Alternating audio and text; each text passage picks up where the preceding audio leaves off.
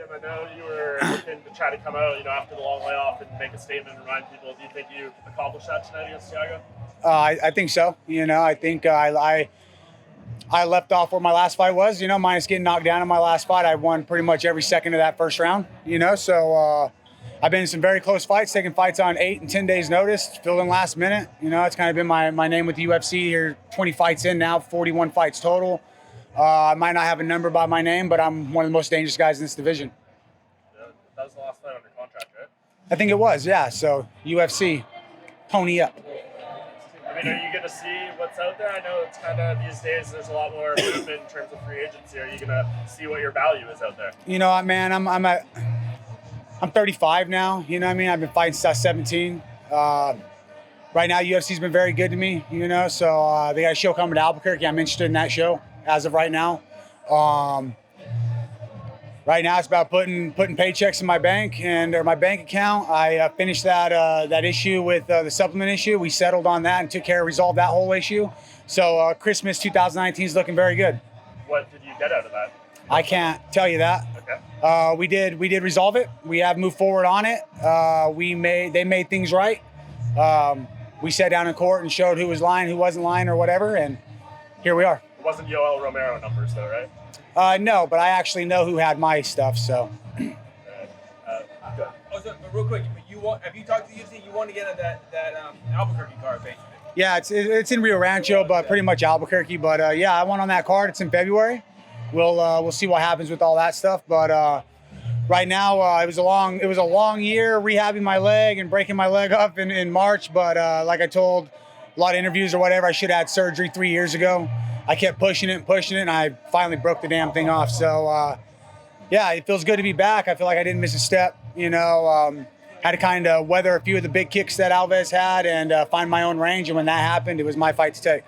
Just going back to the weigh-in on Friday, you hopped on the scale. You literally hopped into the barrier and got back on, stripped down, and hadn't lost any weight. Was the scale back saying something different? Yeah, so they check our weight upstairs. I went up, weighed in. I was right on the money, went downstairs. Then they told me I was over, and then they wanted me to jump in that little hula hoop thing.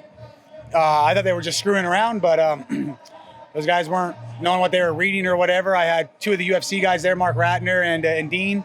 They're like, no, it's 71. And then it just kind of pissed me off that I had to go back upstairs, get all my stuff on, start cutting again to get a text message to have to come back down that I was on weight. And, I just wanted to start hydrating then or whatever. But with this type of work, you need to be mentally sound. You know what I mean? I started letting my temper get the best of me. But my coach, JJ, was like, hey, stay calm. We're going to go up there and get this half pound done. Let's just get it done. We'll come back down. And thanks to my coach for I've been with that guy. I've been with Tom and JJ and Arlene since I was 17. I'm 35 now. I've been in the same camp this entire time. They know how to get me going and keep me calm. And sometimes I let my tempers get the best of me in past decisions that I made with being arrested and stupid things like that. But just stay mentally sound, working on my mind and just working, being cool and calm and collected. And hell, here we are. You see so much movement with fighters between camps. What's kind of made you stand out there sticking with one team all? I love my people, and I don't point fingers and blame when things don't go my way. Sometimes I stick to the game plan, sometimes I don't. But a lot of losses, that loss that I had against Nico back in March, that was my fault. That was a technical error. I got overzealous, had him hurt a few times, and tried to put a stamp on the round when I heard the 10-second count.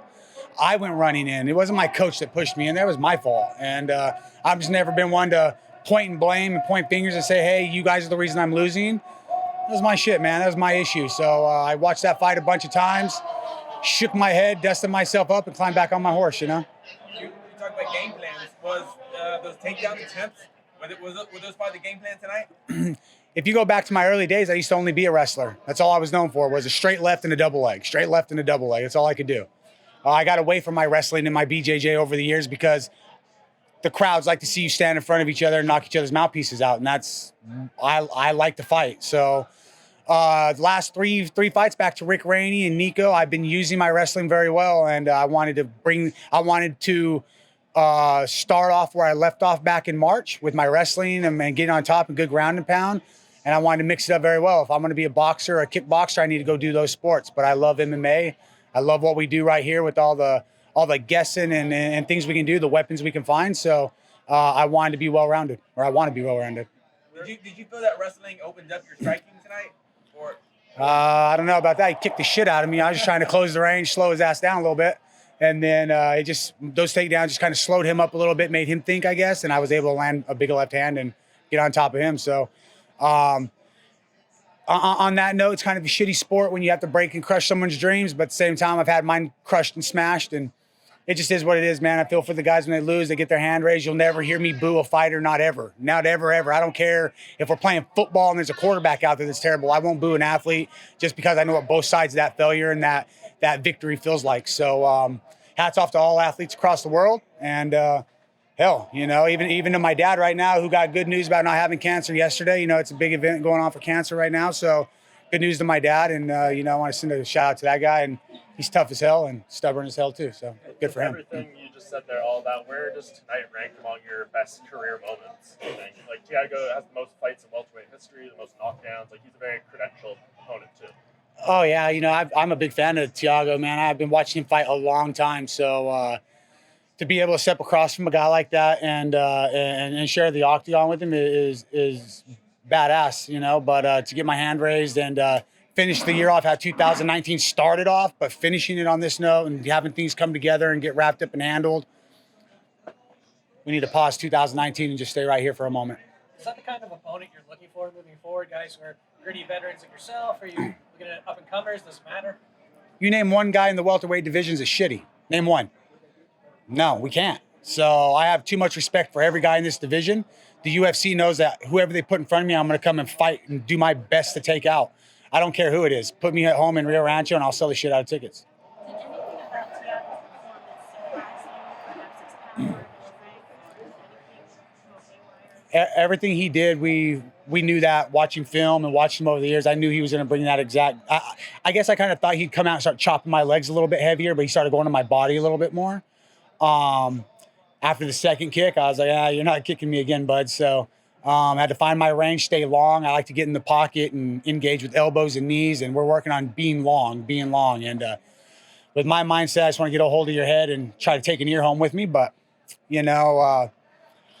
I got to use my tools, my best tools, and we're working on that at home, being long and working my jab, my boxing, and those types of things. But Thiago's a veteran. I expected that fight to go 15 minutes of just a grueling, bloody-ass fight. So I got out of there without too much of an injury like March. So, So, Christmas is coming up. What is your Christmas wish for your career coming? For my career, man, I just want to see my kids happy, my family. As of a career right now, I wanted to show that I still had that fire in my heart, even though I probably suffered my worst injury to date as a professional in 41 fights. I still had that burning desire to get in there and compete. I don't know if I really like fighting all that much, but I flat out love competing and being underneath the lights. And that in itself, you can't mimic that. That is just an outstanding feeling to be center under the lights, big stage, best company when it comes to mixed martial arts. I just couldn't be happier with my team, my family, and just where we're currently at. Tim, who do you think is the welterweight champion after next week? Kobe Covington or Kamaru Usman? Next question. No idea. Yeah. Okay. Good? Yeah. All right. Thank you. Congratulations.